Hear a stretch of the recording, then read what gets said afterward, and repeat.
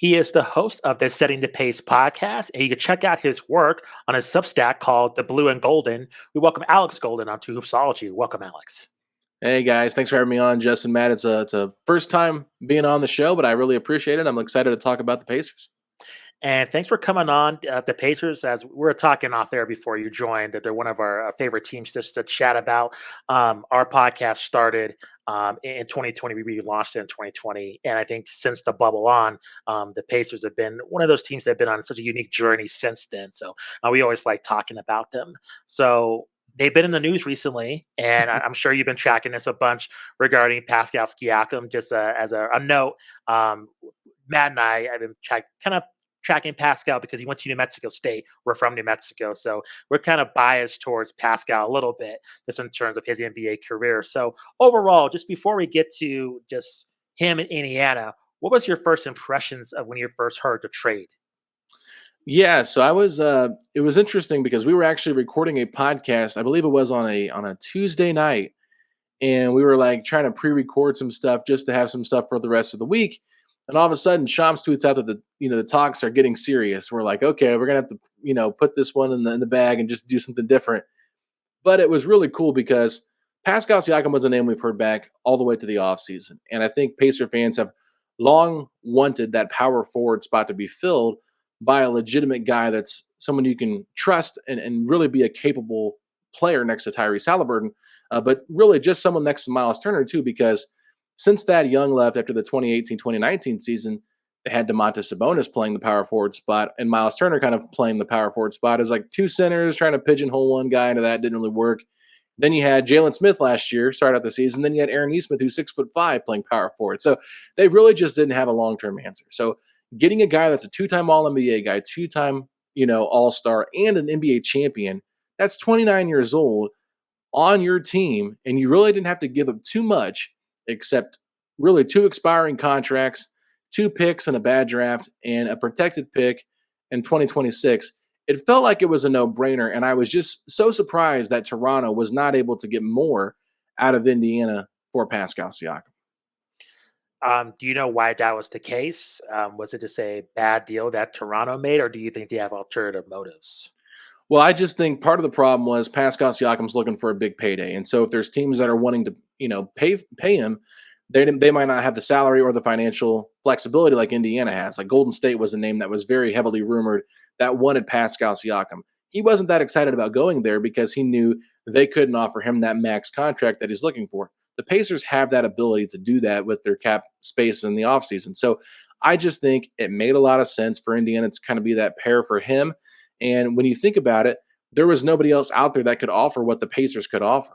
Giving 3 first-round picks, whether they're, labeled as bad or not, those are still assets. And then Toronto also gets Bruce Brown, a highly coveted player that all 29 teams in the league would love to have on their roster. They can flip him for something else too, which we've already heard that be put in reports. He was asked about playing for Tom Thibodeau and the Knicks already, and he's not even been a Raptor for more than 3 or 4 days. It's just funny to me how quick things change. But I just feel like Indiana said, look, you're not going to get a better offer. There's not going to be teams out there that can afford to keep Pascal long-term. We're putting our flag on the ground. This is the offer we're giving you. It's the best offer you're going to get. Take it or leave it. And Masai Ujiri said, okay, we got to take it. It's the best deal we got. And the thing is, if they had traded Pascal in the offseason or potentially last year before the deadline, I think they could have got a king's ransom back compared to what they got just because they waited a little bit too long. And that's what happens when you allow the human side of the business to get into things. They were trying to give him a chance. I understand it. But ultimately, we all saw this coming with OG's pending free agency, Pascal's pending free agency, and the Scotty Barnes era kind of taking over. I think Masai Ujiri waited about 12 months too late to make this deal. And if he would have traded Pascal with at least another year on his contract, they would have got a lot more. Yeah, I suppose, slow kind of baby steps learning from the Fred VanVleet situation and all that, basically letting him go for free agency. Curious, from what you've seen, how does the Pacers fan base feel about the trade? I mean, you mentioned kind of being a no-brainer in terms of what they had to give up to get Pascal and an elite wing, and you listed all his accolades there. Does the fan base kind of echo that second sentiment from what you've seen? I would say so for the majority of it. Some people are still a little bit worrisome about him being unrestricted free agent at the end of the year, and he could walk for nothing. But even if he does, the only thing I think the Pacers really feel like they gave up value-wise in this deal for Pascal was that 2026, first round pick that is top 4 protected. So if you only have to give up that one pick to take a risk on getting a guy here maybe long term, play a little what they call pre-agency, try to get a guy here before he hits free agency, I think that's worth the risk. It's still a bigger deal than I'm making it out to be, probably for what the Pacers actually gave up. But still, Pascal Siakam is the missing piece for this Pacers franchise in terms of needing that long-term for that guy in the front court. So I'm hoping that everything just kind of falls into place over time. They get a little bit more acclimated with one another, and then we can see how the fan base has got excited, just because Pascal is something the Pacers have needed a long time, and that's his second guy next to Tyrese Haliburton. And tell us about, just from what you've seen very early on and kind of what you're projecting, what's his fit on the team? I mean, we know the Pacers needed an elite wing, and they get that with Pascal. Overall, what's his fit? I mean, we're hearing everyone talk about like this fit next to Halliburton. What does this actually look like on the court from what you're projecting? Yeah, so I think that Pascal can play. He can play as a secondary playmaker for Tyrese, and we saw that happen when Tyrese was going up against like a Boston Celtics defense. There's a clip I think Caitlin Cooper put out there on Twitter where Drew Holiday is basically just guarding Tyrese Haliburton around the half court line, and then all of a sudden it's 4-on-4, and the Celtics are like, okay, without Tyrese Haliburton, you guys can't beat us 4-on-4. Now you have Pascal Siakam to deal with, and so he's that secondary guy that can be that scorer, and he can score in a multiple, different variety of ways. We saw Pascal in his first game against the Blazers. The first shot he made was a pull-up 2 for about 15, 17 feet out. The very next play, he splashes a catch-and-shoot 3 in the corner. And then the next time he scored, he took a smaller guy in the post and scored in that way. So he is a 3-level scorer, in my opinion. He's not a great three-point shooter. I think he's a capable three-point shooter. He can still knock it down. You still have to respect that. But I just feel like he opens up the game so much more. Every single time you'd watch this Pacers team play, you're trying to figure out who's their number 2 guy.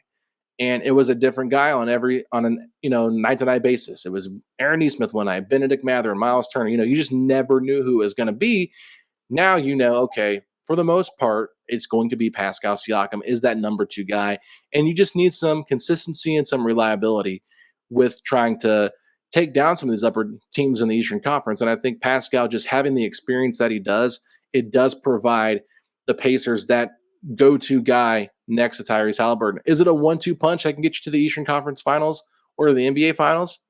I think it's a little too early to say that, but I think it makes you feel good about, hey, we can compete with anybody in the Eastern Conference because they've already beaten teams like Milwaukee 4 out of 5 times this year, Boston 2 out of 4. They've split already with Philadelphia. So they've beaten the upper teams in the Eastern Conference, and I think that confidence alone gives Indiana a little bit of an edge that maybe they can hang with these teams that other teams don't think they can hang with. So what exactly do the Pacers need to do to kind of move in that 4 seed position and solidify that position? Because right now you have the Cavaliers, Knicks, and the Heat in front of them, kind of all in kind of that same pack, for instance, and especially with the Heat where they have tremendous playoff experience. They're kind of like, they're known for not having the greatest regular season, but being a dominant force in the playoffs. What does Indiana have to do to kind of, from what you're seeing, any weaknesses that you're seeing maybe now that they need to improve in order to, not get bounced in the first round of the playoffs? Yeah, I think they just kind of have to figure out how this group right now is going to work. We still have a couple of more weeks until the trade deadline is officially over, so they could continue to make some more deals. I don't know exactly what they're going to do. To me, they could really just ride it out the rest of the season, and I'd be fine with that. I think getting Pascal Siakam is enough. They do have an open roster spot right now because they only have 14 guys currently locked up. So if there's a buyout candidate that makes some sense, maybe they go out and get somebody like that to help with that rotation a little bit more. But I'm just thinking about this, and I'm thinking if the Pacers can just get past the month of January, because they've had 17 games over the last 31 days. Heavy schedule. They played Boston twice. They played Milwaukee twice. They played Atlanta twice, Denver twice, Phoenix twice. So you're talking about, aside from Atlanta, some pretty good teams in the NBA. And I mean, it doesn't make it any easier when you're trying to go up against those teams. But they just get off this road trip. They've got 4 in a row at home, but that home stretch is not going to be easy because they're playing Denver, they're playing Phoenix, they're playing Philadelphia, and they're on the road against they play the Grizzlies, so they get a nice win in there. Then they're back on the road against Boston to kind of close the month out. If they can just get to February and still kind of be about 5-ish games above 500, I think they're going to feel pretty good about where they can go to get to that 4 seed. Justin, you bring up Miami. Like, if that's the 5 seed they have to play, that's a tough matchup. I think, and to me, I think the biggest team Indiana has to fear in this entire thing is Boston. And then if you're looking at who their second biggest matchup nightmare could be, you can make the case it is Miami. So do you really want to be 4-5, or would it be better to be 3-6 or 2-7 in one of those matchups where maybe you're playing a Milwaukee, a team you've already beat 4 out of 5 times, or Philadelphia, who, yeah, they're good, but we haven't seen Philadelphia get out of the second round since Joel Embiid's been on that team. So I think that there are some question marks there on like where you want to position yourself, but you can't get too greedy.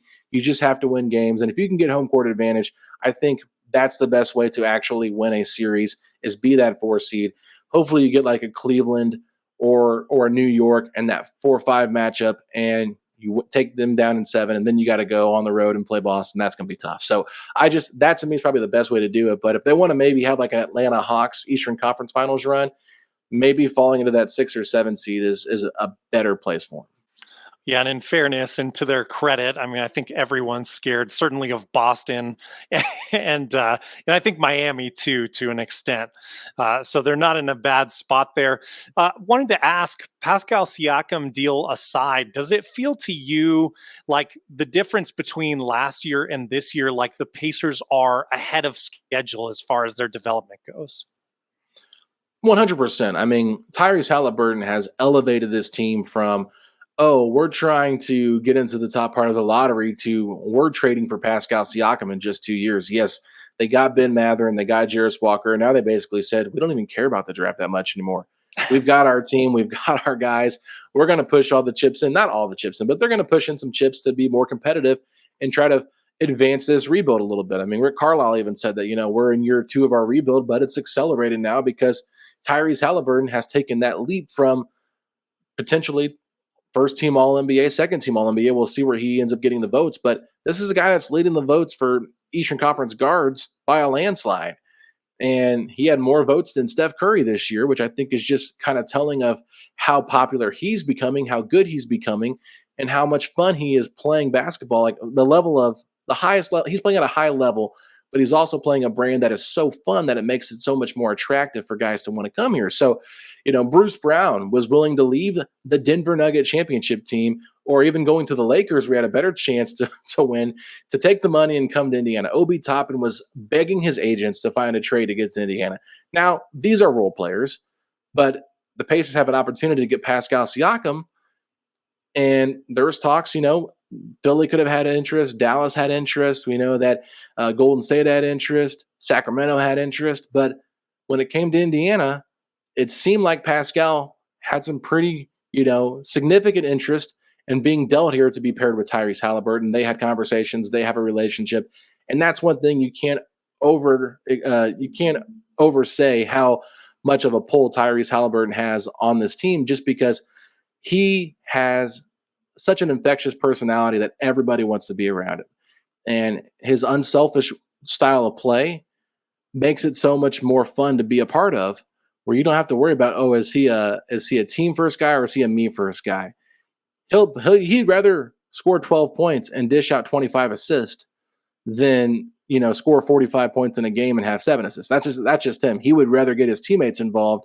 And he's always got a good spirit about him. If you watch any of the mic'd up moments from Tyrese on social media, you can just kind of see how he is the engine that keeps his car moving. So, I'm not trying to toot his horn too much because he's already getting a lot of praise everywhere else. But Tyrese Haliburton is making that jump from all-star to potentially superstar. I don't want to say that and put the cart before the horse, but I definitely feel like we're starting to see him trend up.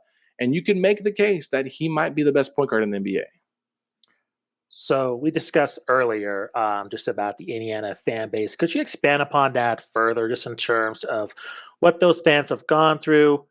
Indiana has a rich tradition of basketball, but yet I think other teams within the NBA just usually overshadow them. It's a shame that's the case. But kind of with this happening now with Tyrese Haliburton, the rebuild being accelerated, things are ahead of schedule. Kind of what's kind of the temperature of the fan base, and what separates Indiana fans compared to the rest of the NBA? I would say Indiana fans know basketball pretty well. And that's one thing that I like about these fans is they're pretty smart. There's some that are crazy. We all know that. But that's every fan base. But I think for the vast majority, they get it. And they want to root for a team that's going to play hard, that's going to play the right way, and that's going to try to win. This fan base will not put up with tanking. The arena, the excitement around the team the last couple of years when they were tanking was not fun. Yeah, before Halliburton got hurt last season, everybody was pretty on board, and it was just like through the roof excitement. They were like 23-18 at the halfway point, and then Halliburton gets hurt in New York, and all of a sudden the season just completely becomes a wash, and they start to position themselves for a better draft pick. I think everybody was just done with the Sabonis, Turner, Malcolm Brogdon era.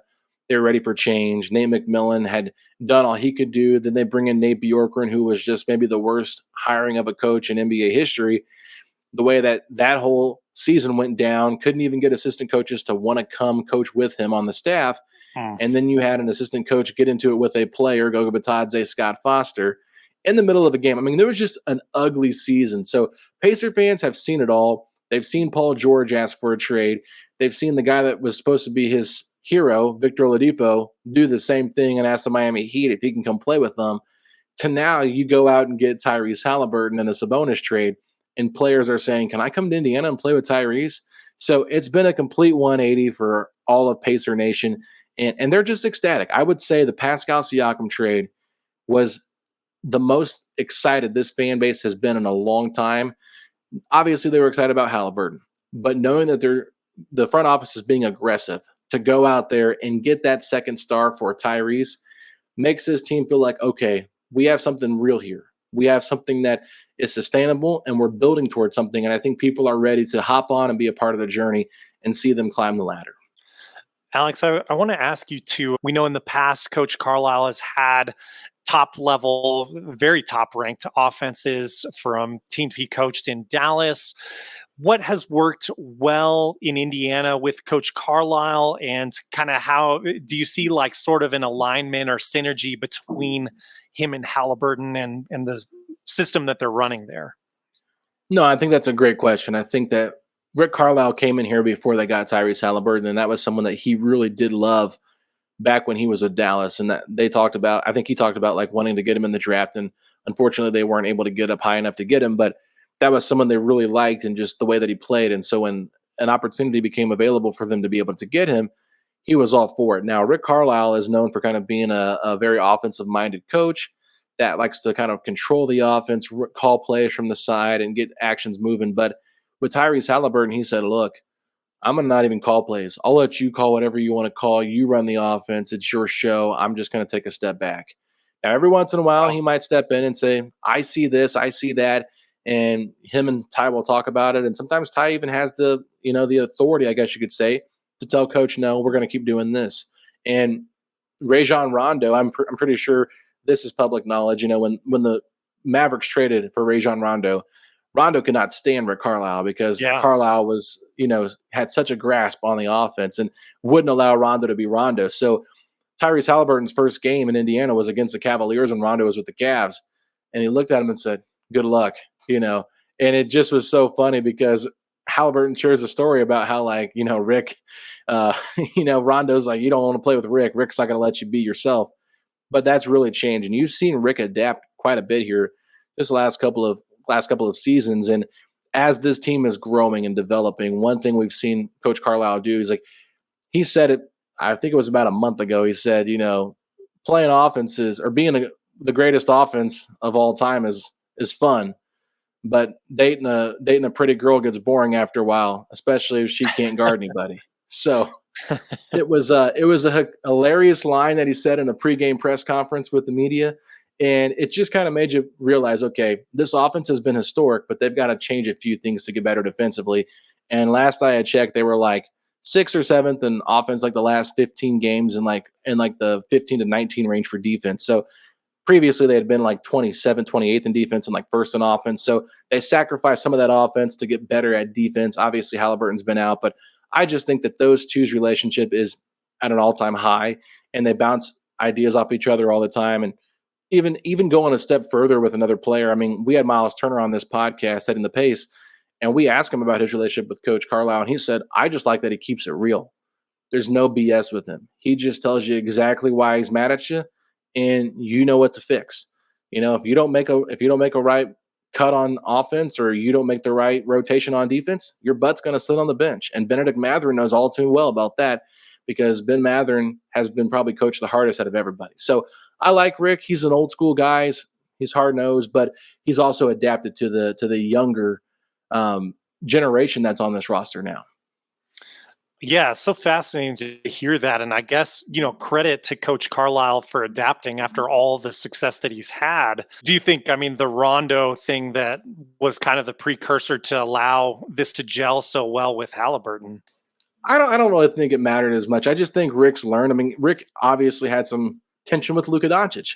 There's no doubt about that. I think that part of the reason he was, dismissed nicely from Dallas was because him and Luka didn't always see eye to eye on everything. And I don't really think, and this is just me speculating, I just think Rick wants guys to come in and play hard and not be catered to and have to worry about catering to them 24/7. He knows how special of a player Tyrese Haliburton is, but Tyrese Haliburton works hard. And Tyrese Haliburton is great for the community and does a lot of great things. I'm not saying Luka's not, but I'm just saying, you don't have to worry about Tyrese Haliburton and how he's going to, his work ethic, I should say. Comes from a great background, like a great family work ethic. His family is so involved in this organization. I don't know if you guys know this or not, but his dad, Tyrese Haliburton's dad, John, is kind of like the leader of the parents of all the players on the team. Like, he's always rallying them together, like encouraging them. And if you watch when the Pacers are winning close games and Tyrese is going off, his dad will look back at Kevin Pritchard, Chad Buchanan, where they're sitting at. He'll give them a little fist pump, just let them know, like, hey, what's going on, guys? That's my boy out there, but they're bought in completely. So that's what's great too, is you don't just have the player bought in, you have the entire family bought in. And that's part of the environment Rick Carlisle has created after the Nate Bjorkgren debacle. Just getting a coach in here that values family and winning. And I think that that's what they needed. He was familiar with this organization. This is his third time here. He was an assistant with Larry Bird, head coach here at one point too, before he went to Dallas. So it comes all full circle, and he loves being here. And I think that you can just tell that he's willing to do whatever it takes to try to get this organization and franchise to where it needs to be. That's so interesting that you mentioned family, because, in some other cases, most recently, players' families, that's been a negative. I'm just thinking of, all the different balls in the NBA and their fathers. So it's good just to hear that story. Do you think that's something that's prevalent in the NBA in terms of having like a kind of that strong family base within just NBA services? Because we're seeing players that are spending less time in college. They're going like the overtime route, playing overseas or playing in the G League. Is that something that could be a trend throughout the rest of the NBA, since that family dynamic, or do you think it's something just special to Indiana? Good question. I'm not around enough organizations to really give you a great answer on this one, besides just Indiana and how they've handled things. But you can probably just tell there's some that are more business than they are more like, let's cater to these players. When Larry Bird was here, it was like, well, Paul George ain't calling the shots around here. I'm the general manager. I make the decisions. Paul don't make the decisions around here. He plays basketball, and I pay him to play basketball. It's just a totally different generation of players you're dealing with. And you do have to kind of cater to them a little bit. You kind of have to make them feel more important. And I don't think there's anything wrong with that. It's just a totally different dynamic. So I'm sure you'll see it more and more. Like, I'm sure the Spurs are doing whatever they can do to make Wembanyama happy, right? I think that it all depends on who you have on your roster and who wants a certain thing. Not every superstar is going to want their family to be like the forefront of what's going on. But like Haliburton is such a family man, like his girlfriend, his dog, like, he'll bring his dog to work sometimes, it's just like, whatever. Like, he can do what he wants. He's the franchise, but they want to make sure that they just keep him happy, his family happy. But, when you get family involved, it can be kind of messy sometimes. There's no doubt about that. But I think just finding that right balance, because you want to make sure everybody feels like they're a part of your organization. And if you don't treat your players' families with love and respect, that might put a red flag on you moving forward with how they can trust you in that organization. So I just think from an educated guess, we'll probably see it trend more up in terms of like, let's try to be more connected with family and friends, and find the right balance, but also like we want to make this a really good culture, a really good environment. Alex, have to ask you about the Eastern Conference at large. What are you expecting moving forward as we get to the All-Star break here? No, that's a good question. I mean, I think the Knicks definitely look like a much better team since they got OG Anunoby. How can they continue to add around the edges there and just continue to become a better team? I mean, obviously, Tom Thibodeau loves the defensive versatility that OG brings him. Like, he's a one-man defense for them. So you got to love that. I think Cleveland, they've done a really good job maintaining things with all the injuries they've had to Darius Garland, Evan Mobley. Like Jared Allen, Donovan Mitchell have really stepped up. And I think sometimes less is more when you have too many guys that need the basketball, too many guys that feel like they need to be involved in everything. And you're trying to share too. Like, it's like you like these guys, but it's also they're in the way. And so I think sometimes less is more. But I mean, Cleveland, they've had an easy schedule too. Like, it's not been the roughest schedule. So we'll kind of see how they play out. I think Orlando's dipped back a little bit, just kind of feels, they're a young team without a lot of shooting on that roster. I think maybe they're a year or two away from, being like a top 6 team. But I do think that Boston clearly has solidified themselves as the team to beat. Philadelphia, Joel Embiid's playing the best basketball out of anybody in the NBA. I mean, he right now to me should be the front runner for MVP if he can play all 65 games. I mean, he's killing it right now. I think we're recording this on Monday night. He has like 54 points still. Still plenty of time left to play. So the Bucks, they're a weird team this year. I don't buy the Bucks as much, and I know that the Pacers beat them 4 out of 5 times. I just worry about their defense. I know their offense took a really big step forward, but I don't think they anticipated when they traded Drew Holiday to Portland that he would end up getting flipped back to Boston.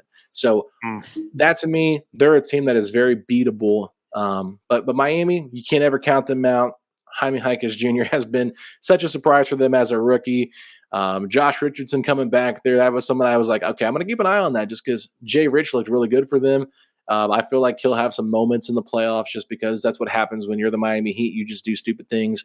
You can just never count out Jimmy and Bam. And then the Pacers. I think you really do have to give the Pacers a little bit of an opportunity here to kind of prove themselves. Once they get to the month of February and on, how can they develop? They've got some dogs out there. Could they make another trade? I think it's very possible. I don't know what that trade's going to look like, but they could make another trade just similar to New York to try to get better around the edges and just kind of shore up that starting 5, because I still think there is a question mark of who is their starting 2 next to Aaron Nesmith, Pascal Siakam, Miles Turner, and Tyrese Haliburton. But, Nesmith shooting the ball incredibly well this year, playing really good defense on the perimeter. I think he might be one of the more underrated, underappreciated guys in the league just for what he brings in terms of being a role player. But other than that, I mean, I kind of went through the whole entire top 8 of the East, but I don't think Chicago, Atlanta really feel like any kind of threat to make the playoffs. They might make the play-in, obviously, because you have to, but I don't think they'll be playing spoiler to anybody.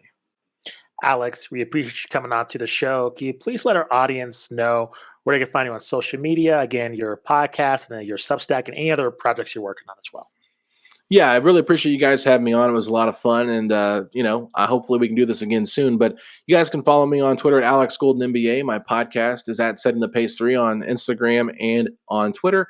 We basically record daily, so Monday through Friday you can check out podcasts about the Indiana Pacers if you're that diehard of a fan. And I think if you're at this point of the podcast here, you probably are a Pacers fan. So if you're not already, check that out. And then I have some written work over on Substack at theblueandgolden.substack.com. Try to keep up with the team in a written form as well as just the podcast. So as you can tell, I like to talk a lot. So just imagine if I put it into words, how different it sounds. But a little bit of joking there. But it's a lot of fun to do this. It's a lot of fun to cover a team that's playing good basketball, and I'm excited for what's ahead. So thank you guys so much for having me on. It was a lot of fun. I appreciate it, Alex. Thank you.